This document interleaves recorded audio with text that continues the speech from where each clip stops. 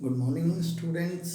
Online chemistry classes में मैं doctor दर्शन सिंह कंबोज आज आपको पढ़ाने जा रहा हूँ joule Thomson coefficient, inversion, temperature और उससे रिलेटेड कुछ बातें। एक क्वेश्चन जो कि ये है कि जूल थॉम्सन इफ़ेक्ट जो है वो कांस्टेंट एंथैल्पी पे होता है, ये कैसे प्रूव करेंगे।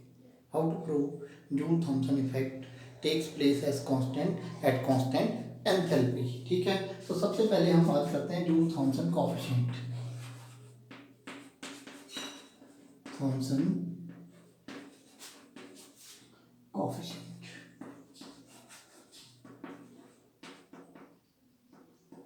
Joule Thomson coefficient is a ratio of change of temperature and change of pressure when there is adiabatic expansion of gas।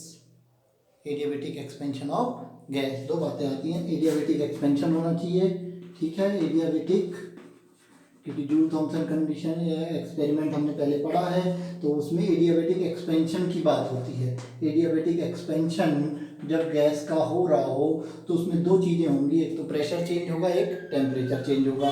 तो म्यू इजिकल्स टू होता है del T over del, del किस लिए लगाया है ये भी बात करेंगे, over del P at constant enthalpy. Because Joule Thomson यहाँ एच क्यों लिखा है, इसका मतलब ये है कि this experiment takes place at constant enthalpy. मतलब जूल थॉम्सन एक्सपेंशन जब गैस का होता है तो enthalpy remains constant, H remains constant, constant enthalpy होगी। ठीक है, यानी कि डेल्टा एच इक्वल टू 0 होगा। वो जो है क्या चक्कर है उसका ये देखेंगे। तो बेसिकली क्या है, mu is change of ratio of change of temperature with accompanied by change of pressure. कितना प्रेशर चेंज हुआ, कितना टेम्परेचर चेंज हुआ। सिंपली ये है कि गैस इधर हाई प्रेशर पे थी, इधर लो प्रेशर पे थी। ये प्रेशर आपका लो है और इधर क्या है, हाई है। तो गैस सडनली जब इधर से इधर एक्सपेंड होगी और एडियाबेटिक कंडीशन में होगी तो जितना चेंज ऑफ टेम्परेचर, मान लीजिए यहाँ T1 टेम्परेचर था, यहाँ T2 था, यहाँ प्रेशर P1 था, यहाँ प्रेशर P2 हो गया। तो T2 माइनस T1 और P2 माइनस P1 का जो रेशियो होगा that is known as Joule Thomson coefficient. Okay, अब हम ये जानते हैं कि जो आइडियल गैस होती है उसमें जूल थॉम्सन इफेक्ट नहीं होता है, मतलब हीटिंग या कूलिंग नहीं होती है, यानी यहाँ टेम्परेचर चेंज नहीं होता है। तो आइडियल गैस के लिए म्यू की वैल्यू क्या होगी, म्यू की वैल्यू P तो चेंज होगा लेकिन म्यू की वैल्यू क्या होगी, टेम्परेचर चेंज नहीं होगा। तो T2 minus T1 is equals to 0 होगा for ideal gas. Ideal gas के लिए T2 माइनस T1 0 होगा, क्योंकि जूल थॉम्सन एक्सपेरिमेंट में आइडियल गैस में कोई टेम्परेचर चेंज नहीं होता है। तो जब T2 माइनस T1 यानी डेल टी इक्वल्स टू 0 होगा, डेल टी इक्वल्स टू 0 होगा। डेल क्यों लिखा है, डेल्टा लिखते जब कोई लिमिट लगी होती है कि इस कंडीशन में ये हो रहा है तब हम डेल्टा को डेल लिखते हैं, याद रखेंगे। जब कोई कंडीशन लिमिट लगी हुई है कि एच कांस्टेंट रहना चाहिए तब जो है जो डेल्टा चेंज दिखाया जाता है वो डेल से दिखाया जाता है, ये एक कन्वेंशन है। तो डेल इजिकल्स टू 0 होगा तो म्यू इजिकल्स टू भी 0 होगा। Means joule Thomson coefficient for ideal gas is always 0। Ideal gas के लिए जूल थॉम्सन कोएफिशिएंट की वैल्यू 0 होती है, यानी कि जूल थॉम्सन कोएफिशिएंट की वैल्यू 0 होती है जब आइडियल गैस का बिहेवियर हो।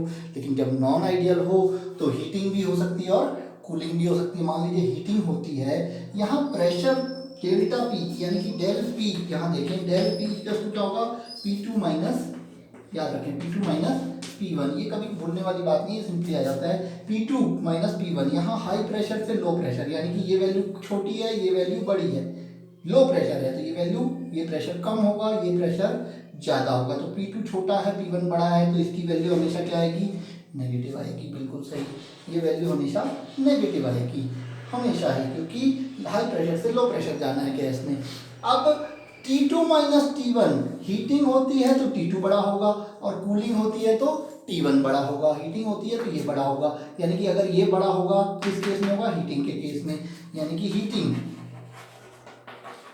के केस में क्या होगा, T2 ग्रेटर देन T1 होगा, यानी कि डेल T इक्वल टू क्या होगा, पॉजिटिव।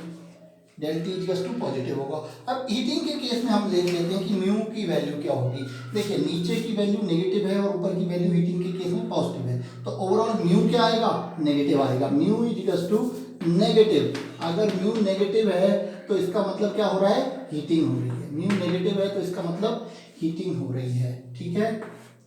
म्यू नेगेटिव है तो इसका मतलब हीटिंग हो रही है, समझ लीजिए इसको। अब कूलिंग होगी तो ये उल्टा हो जाएगा, T1 बड़ा होगा T2 छोटा होगा, यानी कि टेम्परेचर पहले से जो है कम हो जाएगा। तो T2 छोटा T1 बड़ा, तो ये वैल्यू क्या हो जाएगी उस केस में, बहुत नेगेटिव हो जाएगी, नेगेटिव। यानी कि कूलिंग के केस में अगर कूलिंग होती है तो T2 छोटा होगा T1 से, तो डेल T क्या हो जाएगा, नेगेटिव। और ये भी नेगेटिव, ये भी नेगेटिव, नेगेटिव नेगेटिव कैंसिल, तो म्यू क्या हो जाएगा, पॉजिटिव। यानी कि म्यू पॉजिटिव होता है तो गैस की कूलिंग होती है। ये क्वेश्चन अक्सर बना रहता है, तो ये याद रखिए, ये अपने आप बन जाएगा। ये सारा कोरिलेशन है, ये कैसे होता है। यानी कि म्यू पॉजिटिव, यानी कि जूल थॉम्सन कोएफिशिएंट की वैल्यू पॉजिटिव होगी तो कूलिंग होगी, जूल थॉम्सन कोएफिशिएंट की वैल्यू नेगेटिव होगी तो गैस की हीटिंग होगी। और कुछ नहीं होगा, पॉजिटिव नेगेटिव कुछ नहीं होगा, जीरो होगा तो गैस क्या होगी, आइडियल होगी। अब गैस में अलग अलग कंडीशन में कभी कूलिंग होती है, कभी हीटिंग होती है, यानी कि म्यू की वैल्यू कभी पॉजिटिव कभी नेगेटिव हो सकती है। तो वो टेम्परेचर जिस पे गैस के लिए जूल थॉम्सन कोएफिशिएंट का साइन चेंज होता है, यानी कि नेगेटिव से पॉजिटिव होता है या पॉजिटिव से नेगेटिव होता है, वो टेम्परेचर इन्वर्जन टेम्परेचर कहलाता है। इन्वर्जन टेम्परेचर क्या है, the temperature at which sign of Joule Thomson coefficient changes. Temperature at which sign of Joule Thomson coefficient negative से पॉजिटिव या पॉजिटिव से नेगेटिव, उस टेम्परेचर को आप इन्वर्जन टेम्परेचर कहते हैं। इन्वर्जन टेम्परेचर बहुत आसान है, यहाँ से आप समझ सकते हैं इन्वर्जन टेम्परेचर। ये बात आई थिंक समझ में आ गई होगी। अब मैं आज आपको एक क्वेश्चन बताने जा रहा हूँ, वो क्या है, लिखिएगा क्वेश्चन, लिखिए, बहुत आराम से क्वेश्चन नोट करना, लिखिएगा। Prove that joule Thomson experiment takes place at constant enthalpy. Prove that Joule-Thomson experiment takes place at constant enthalpy. लिख लिया? हाँ. Prove that Joule-Thomson experiment takes place at constant enthalpy. यानी कि Joule-Thomson experiment हो रहा है तो जो एंथैल्पी चेंज है वो कांस्टेंट रहता है, ये प्रूव करना है। जूल थॉम्सन एक्सपेरिमेंट होगा कैसे, इधर प्रेशर P1 है, इधर प्रेशर P2 है, ये इधर हाई प्रेशर है, ये लो है, ठीक है, इधर वॉल्यूम V1 है, इधर वॉल्यूम V2 है। टेम्परेचर का तो चलो जो भी है, टेम्परेचर इधर T1 होगा, इधर T2 हो जाएगा, घट भी सकता है बढ़ भी सकता है। तो ये जूल थॉम्सन एक्सपेरिमेंट है कि एडियाबेटिक, यानी कि इससे ना कोई हीट ली गई है ना हीट दी गई है, यानी कि Q equals two joule Thomson experiment में क्या होता है, जीरो होता है, याद रखेंगे, because Joule Thomson experiment adiabatic conditions में होता है, तो Q इक्वल्स टू जीरो होगा। अब हमें प्रूव करना है यहाँ कि during this Joule Thomson experiment delta H equals to zero, ये प्रूव करना है। We have to prove that delta H equals to zero. Now how we are going to prove it, very simple it is, very simple. अब देखिए work done equals to क्या होता है, W work done equals to होता है कि आपका जो वर्क होगा वो प्रेशर वॉल्यूम वर्क होता है। गैस के एक्सपेंशन में प्रेशर वॉल्यूम वर्क मतलब कि इधर कितना वर्क हुआ और इधर कितना प्रेशर वॉल्यूम है, तो P2 V2 minus P1 V1, ये जो चेंज होगा P2 V2 का प्रेशर वॉल्यूम वर्क और प्रेशर वॉल्यूम वर्क इधर, वो डिफरेंस होगा, that will be work done by the gas, work done by the gas. Gas work करेगी, जब ये इधर से इधर जाएगी तो गैस वर्क करेगी, आप कुछ नहीं करेंगे क्योंकि आप तो खाली छेद को खोल रहे हैं, गैस को खुद ही जाना है तो गैस खुद ही वर्क करेगी वहाँ। तो अब ये देखते हैं P2 V2 minus P1 V1, ये हो गया वर्क डन। अब हम फर्स्ट लॉ ऑफ थर्मोडायनेमिक्स देखें, delta E plus two Q minus W होता है, W माइनस क्यों लिया, because work done by the system है, negative W because negative W is because work done is by the gas, work done is by the gas, ठीक हो गया, gas ने work किया है तो वर्क W जो है वो यहाँ पे नेगेटिव रखा है, generally delta E plus two Q plus W होता है, लेकिन यहाँ बाय द सिस्टम है तो वर्क डन तो नेगेटिव हो जाएगा। अब ये यहाँ पे हम जानते हैं एडियाबेटिक कंडीशन है तो Q जीरो है, एडियाबेटिक, ये एडियाबेटिक है ना तो Q जीरो होगा, एडियाबेटिक है तो Q जीरो होगा, एडियाबेटिक Q0 है। अब ये हो गया। अब डेल्टा E इक्वल टू क्या आ गया, minus W. Delta E equal to आ गया माइनस डब्ल्यू, ये बचा Q0 हो गया क्योंकि यहाँ Q0 कर दिया, तो delta E equal to minus zero. W की वैल्यू लगा दे तो डेल्टा E इक्वल टू हो जाएगा माइनस P2V2 माइनस P1V1। ठीक है। अब डेल्टा E क्या होता है, डेल्टा E होता है E2 माइनस E1।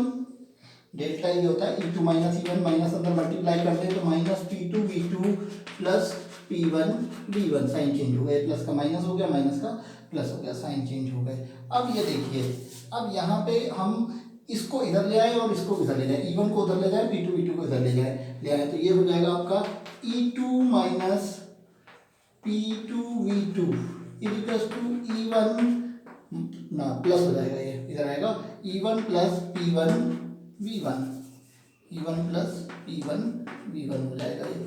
ठीक है, ये हो गया E1 प्लस P1V1 हो गया। हम जानते हैं कि H equal to E plus PV, ये हमने एंथैल्पी के डेफिनेशन में पढ़ा है। H equal to E plus PV होता है, तो ये क्या हो जाएगा E2 plus P2V2 H1 H2 और ये H1, यानी कि हेंस हो जाएगा ये, hence this will be H2 equal to H1। तो H2 माइनस H1 इसको इधर ले आते हैं इक्वल टू जीरो, यानी कि delta H equal to zero. Hence we have proved that Joule Thomson experiment takes place at constant. यही तो हमें प्रूव करना था, delta H equal to zero, H2 minus H1 equal to zero. तो यही हमने प्रूव करना था। यहाँ पे ये H2 minus H1 equal to zero का मतलब क्या हुआ, यहाँ से मैं यहाँ बात कर रहा हूँ, तो ये हो जाएगा H2 minus H1 means delta H equal to zero, hence proved. ठीक है, तो आज के क्लास में इतना ही। इसको आप ढंग से कर लीजिए, क्वेश्चन आता है। ठीक है, थैंक यू।